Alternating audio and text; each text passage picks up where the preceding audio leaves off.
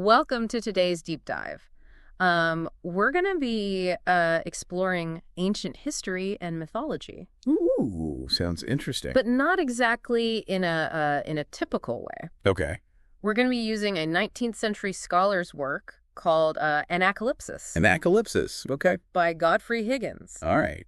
I'm intrigued. And this book is packed with unconventional theories. Unconventional, huh? Uh-huh. So we're going off the beaten path. Oh, yeah. Get ready to have some of your assumptions challenged. I'm all for that. What kind of theories are we talking about here? Well, for example, did you know that Higgins believed there was once a single original language? A single original language. Right. Interesting. Most linguists would disagree with that. Right. It's definitely a bold claim. So how did he try to prove it? Well, he looked at things like the names of letters, their order, their numerical values, and even shared words across languages that most people think are completely unrelated, Like what?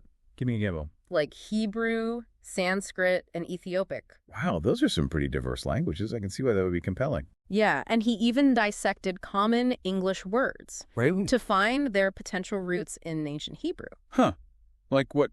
What kind of words? For instance, the word Adam, Okay, which means man, in both English and Hebrew. Okay, I see his point. He saw that as evidence of this linguistic connection. So he's basically tracing these linguistic lineages back to this hypothetical mother tongue. Exactly, and grammatical differences didn't deter him. Right, because languages evolve over time. It's natural. Exactly. He attributed those changes to the natural evolution of languages over time. Makes sense. It's like branches growing from the same tree trunk. They might look different, but they share a common origin. Exactly.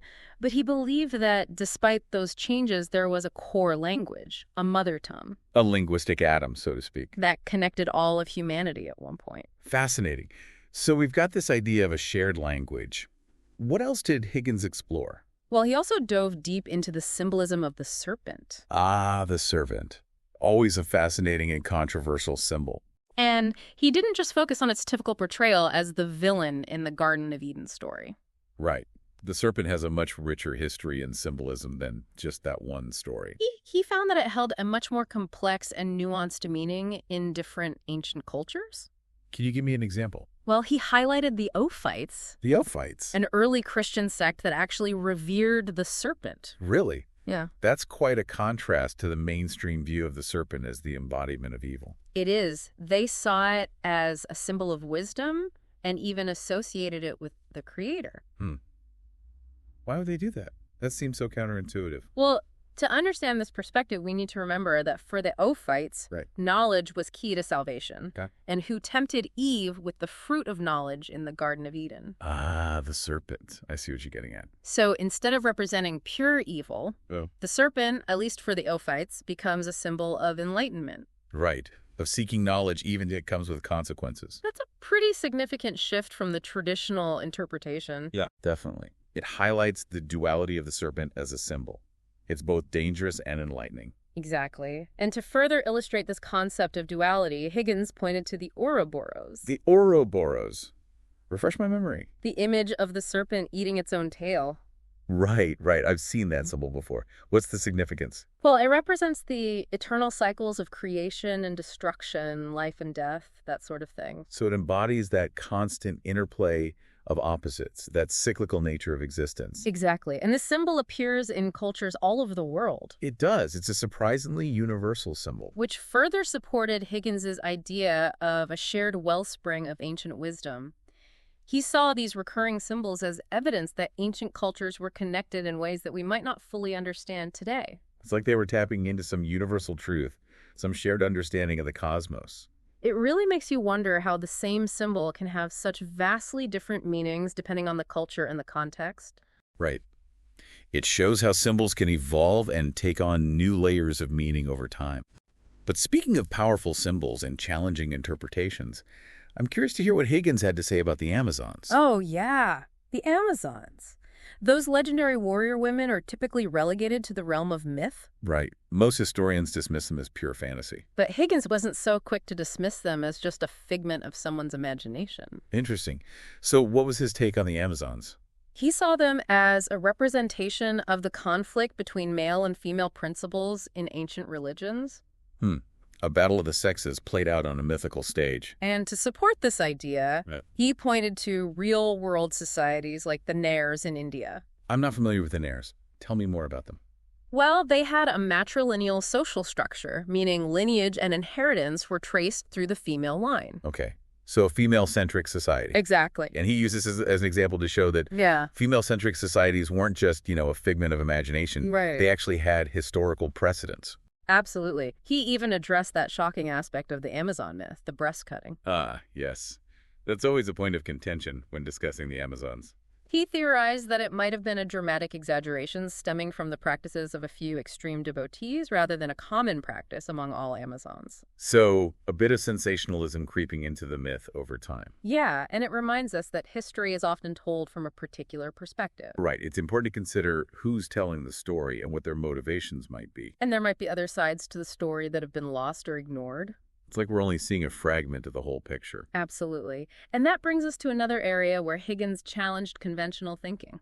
Okay, lay it on me. Astrological symbolism in ancient religions. Ooh, that's a juicy one. Tell me more. He was particularly interested in the shift from Taurus, the bull, to Aries, the ram. As the dominant zodiacal sign. Okay, I'm following you. He found this shift reflected in various religious texts and myths. Like what? Give me an example. Okay, well, in the Book of Enoch, What? there's a symbolic story about a cow giving birth to a sheep. Interesting. I can see the astrological symbolism there. Higgins interpreted this as representing the transition from a Taurus-dominated era To an Aries-dominated one. Exactly. He believed that this astrological shift signified a change in religious focus. Ah, so it's not just about the stars themselves, but what they represent. Right. A movement from one set of beliefs and practices to another over time. It's a fascinating example of how seemingly unrelated fields like astronomy and religion might be intertwined. Right. It makes you wonder if there are other hidden connections waiting to be uncovered. Absolutely. There's always more to learn, more layers to peel back. So what other rabbit holes did Higgins lead you down? Oh, we'll get this. He also found a striking parallel between a story from India and a Christian legend. Intriguing. Tell me more. There's this Jain temple in India The Jain Temple. Okay. that's said to have been miraculously transported from a mountain to its current location. Miraculously transported. Sounds like we're venturing into the realm of the supernatural. And this story echoes the Christian legend of the House of the Virgin Mary at Loreto, Italy. The one that was also believed to have been miraculously transported. I've heard of that. Higgins saw this as more than just a coincidence. Of course he did. He was all about finding those hidden connections. He believed it pointed to a deeper connection between Eastern and Western traditions. It wouldn't be the first time seemingly isolated incidents or beliefs had shared origins. Right. It's like finding two pieces of a puzzle that fit perfectly together, even though they come from completely different boxes. I like that analogy. It speaks to that underlying unity that Higgins was always searching for. Okay, so we've got interconnectedness across cultures. What else? Well, this recurring theme of interconnectedness is central to Higgins's work. We've definitely established that. He constantly encourages us to look beyond the surface. To dig deeper, question the accepted narratives. Exactly. And nowhere is this more evident than in his controversial stance on the translation of hieroglyphics. Ooh, hieroglyphics. Yeah. Now we're getting into some really ancient mysteries. What did he have to say about them? Well, he actually believed that the discovery of how to read hieroglyphs was a modern fabrication. Wow, that's a bold claim. Most scholars would vehemently disagree with that. I know, right? But he argued that the hieroglyphic system was far too complex compared to the simpler writing systems available at the time. I see his point. It does seem like a leap in complexity. Like, it just didn't make sense to him that the ancient Egyptians would use such an elaborate system for everyday communication. It's almost like they were intentionally making it difficult to decipher. Right. And he was also suspicious of the fact that while respected ancient scholars claimed that the meanings were lost, suddenly modern researchers were able to just, crack the code. It does seem a little convenient, doesn't it? Right. And he pointed out the potential for manipulation of archaeological findings. That's always a possibility, especially when dealing with ancient history. There's so much we don't know. And he suggested that history could be shaped to fit certain agendas. Right. History is rarely a neutral account of the past. It's often written by the victors or those in power. It's a pretty bold claim. It is. But it does make you wonder if there are other aspects of history that we've accepted as truth Right. but might be based on shaky foundations. It's like realizing that the history books we read might not be telling the whole story. That's a thought-provoking idea. It makes you want to go back and re-examine everything you thought you knew. Exactly. So we've covered quite a bit of ground here. We've talked about ancient languages, disputed translations, and now we're adding the potential for historical manipulation to the mix. Higgins didn't shy away from complex topics, that's for sure. It sounds like he was a real trailblazer, willing to challenge the conventional wisdom of his time. Absolutely. And in Anacalypsis, he's left us with a legacy of questions and insights that continue to challenge us today. I'm definitely intrigued to hear more. What else did he uncover in his exploration of the ancient world?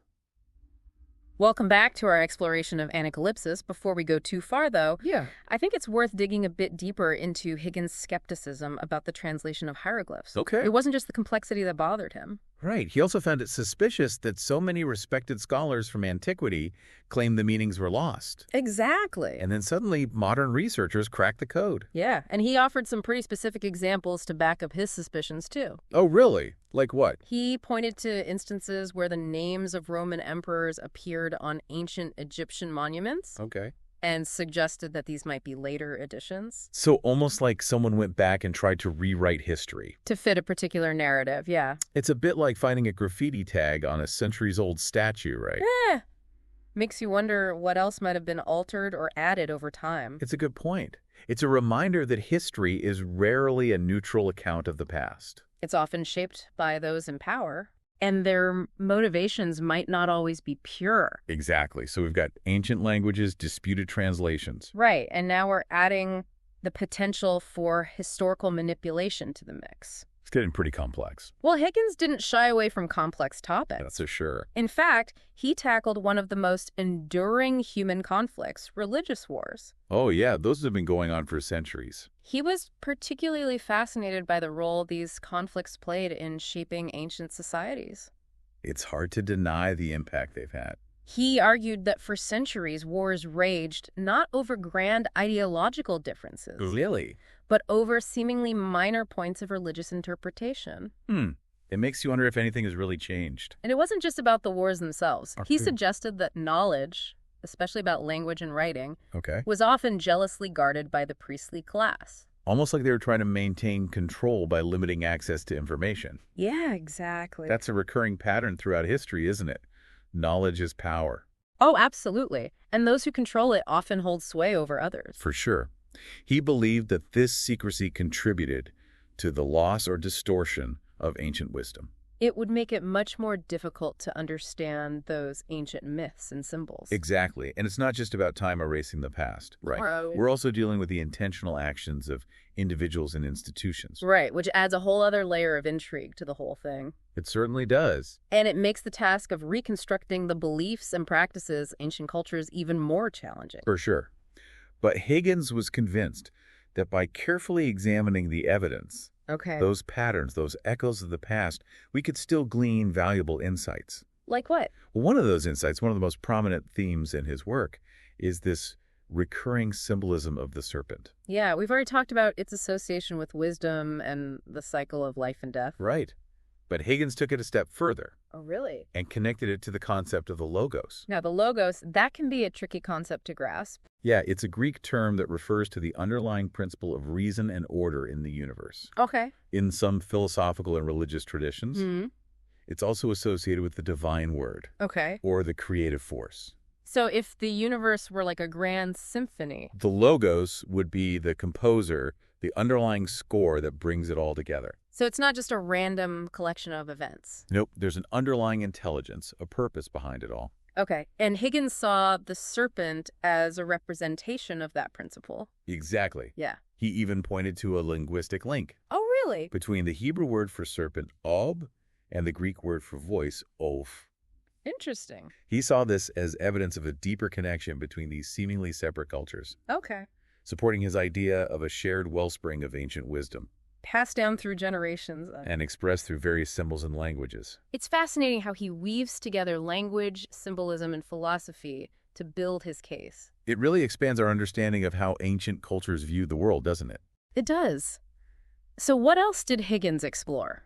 Well, speaking of expanded views, another key concept in Higgins' work is the cyclical nature of history. Okay.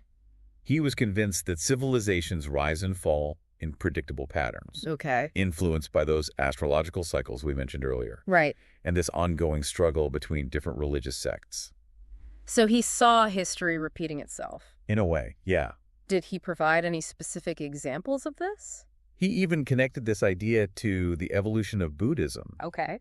He argued that the teachings of Buddha, like many religious figures, Okay. were reinterpreted and adapted over time, Okay. leading to the emergence of different schools of thought. So each one taking the core teachings and applying them to the specific challenges of their time. Exactly. We see this in all religions, don't we? Yeah. Beliefs evolve, practices change. New interpretations emerge. Right. It's a natural part of how humans interact with their faith and the world around them. So when studying ancient religions, it's not just about uncovering the original pure form. No, it's also about understanding how those beliefs were shaped and reshaped over time. Through cultural and historical forces. Right. It's like tracing the branches of a tree back to its roots. Okay. We might find that what started as a single seed has blossomed into something vast and complex. With many interconnected parts. Exactly. Now, Higgins didn't develop all these theories in a vacuum. Right.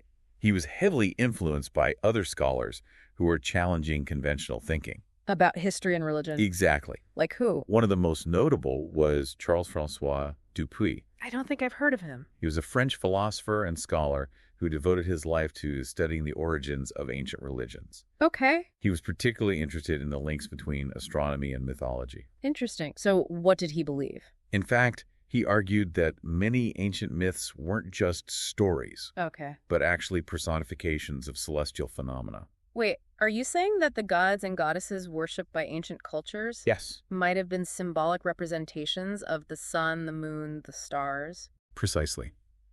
Dupuy believed that ancient people used these stories as a way to explain the natural world Okay. and humanity's place within it.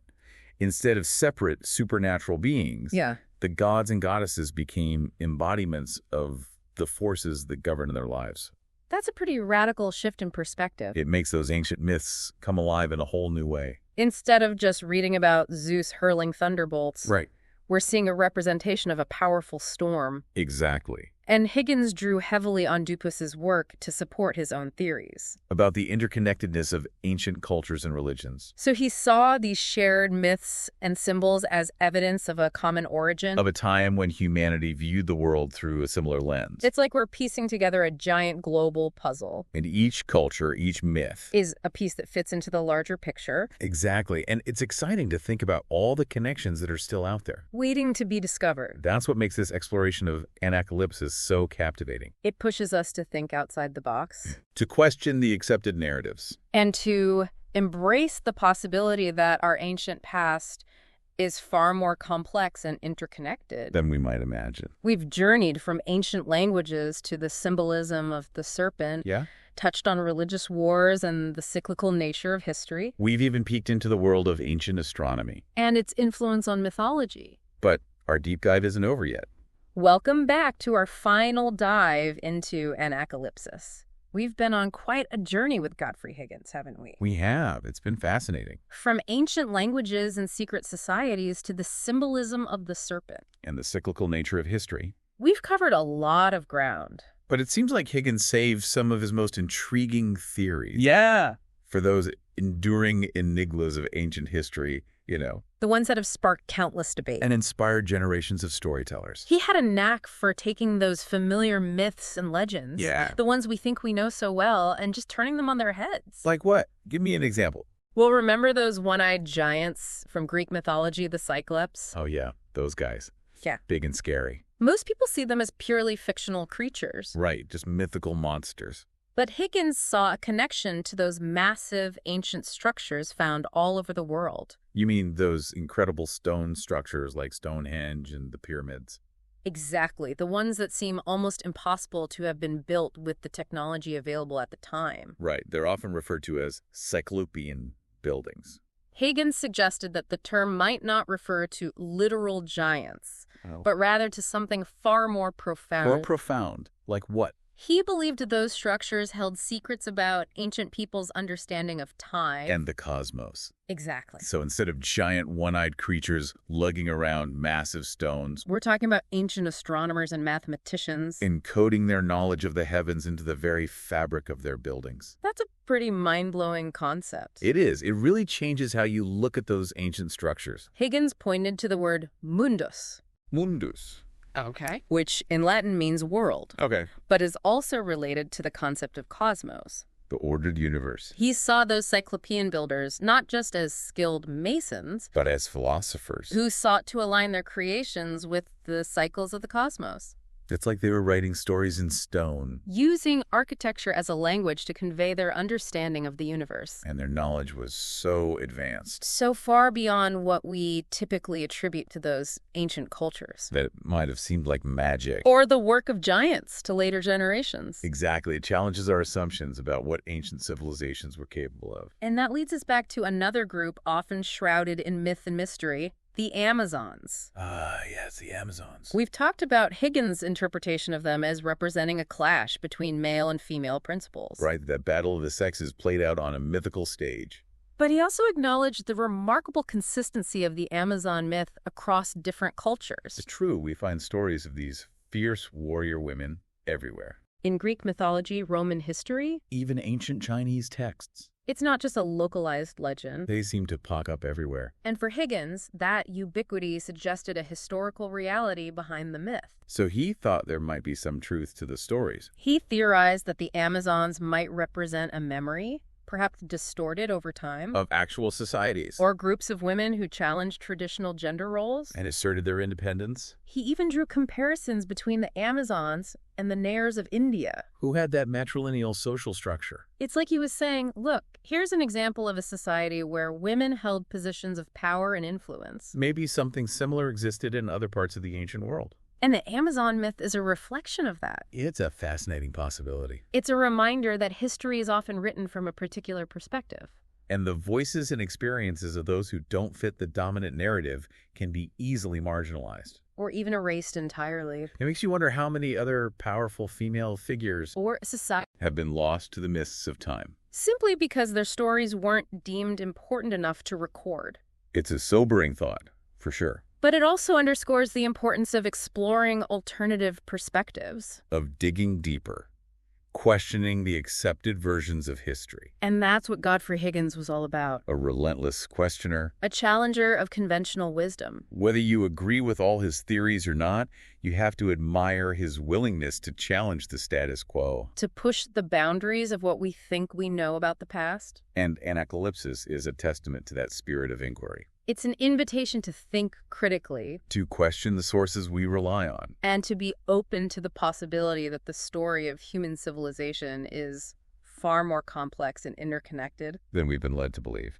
So as we wrap up our deep dive into Anacalypsis, I think we can all agree that Godfrey Higgins has given us a lot to ponder. A lot to think about. From the origins of language and the power of symbols. To the cyclical nature of history and the potential for historical manipulation. He's challenged our assumptions. And opened up new avenues of exploration. He reminds us that the past is not a static, fixed entity. But rather a living, breathing tapestry woven from countless threads. And it's up to us as curious explorers to keep pulling on those threads. To keep searching for those hidden connections. That illuminate the richness and complexity of human history.